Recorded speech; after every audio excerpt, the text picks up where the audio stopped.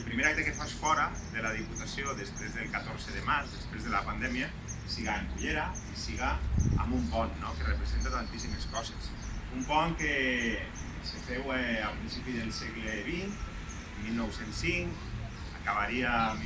se fica en marxa en 1905, al poc de temps vinc una pandèmia, la de la grip espanyola, que se qualifica com a grip espanyola, estava recient estrenat, i ara s'estrena també, espera que al final de la pandèmia del coronavirus, amb la qual cosa és un pont que té la seva història. És un pont que, com ha dit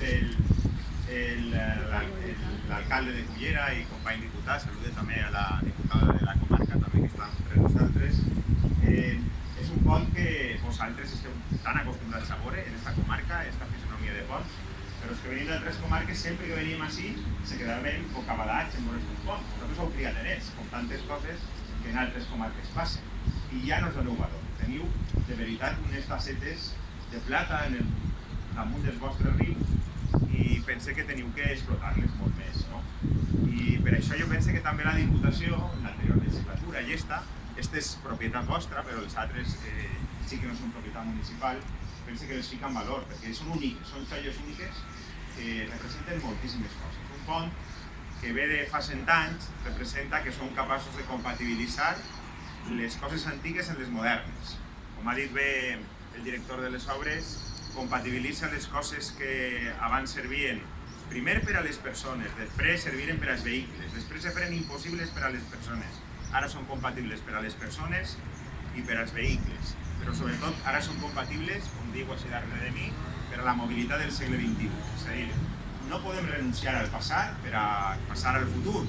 Moltes vegades se parla del passat com algo que n'hi ha que deixar en clar. No, som fruit del passat i el que hem és d'acoplar el passat. I hem de mirar el passat en uns ulls del segle XXI. I hem de mirar el passat perquè ens ensenya moltíssimes coses, hem d'apreciar-lo.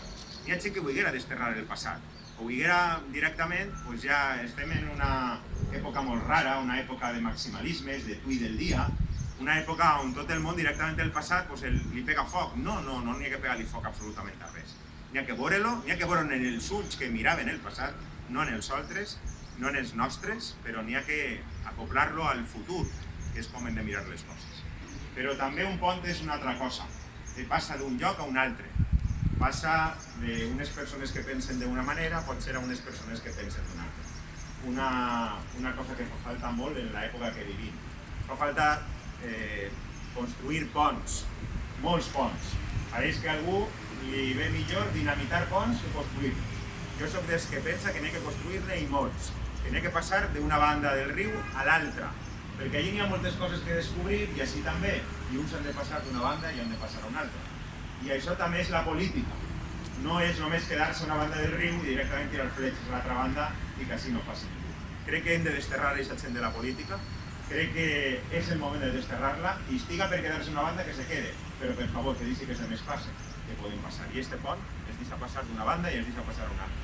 Per això, el primer dia que és de la Diputació, jo soc poc donat a eixir sabeu que soc un perfil bastant discret, crec que la política ha de ser discreta quan tot el món ha decidit que la política siga una sèrie de televisió on passen tantíssimes coses.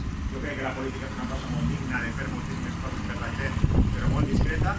I vindre a un pont com este, que passa d'un segle a un altre, que obri la possibilitat de comunicar a les persones, crec que és tota una metàfora del que representa el món de la política, el món del nostre país de la política, en juny de 2020, en plena pandèmia i en plena infodèmia i en plena... bueno, ja no falta que vos diga més. Enxufeu el Twitter i ho sabreu. Crec que és un exemple del que podeu fer per tots. Donar-vos l'enhorabona, donar l'enhorabona a tota la corporació municipal, a tots els regidors, a tots els que heu participat en este projecte. Crec que sempre que en Cullera fiqueu alguna en marxa, la veritat és que els demés se quedem mirant, perquè sempre n'hi ha alguna cosa. Ara estàvem mirant el vídeo i sempre que mirem un vídeo jo li diria, sempre que veig un vídeo de llum dic que això és factura Cullera, perquè teniu ja una factura diferent a el que fan els demés. Està molt bé sempre aprendre de tots els demés, de vosaltres aprèn moltíssima gent, continueu ensenyant-nos, però sobretot continueu ensenyant-nos a fer participar a la gent quan la feu participar.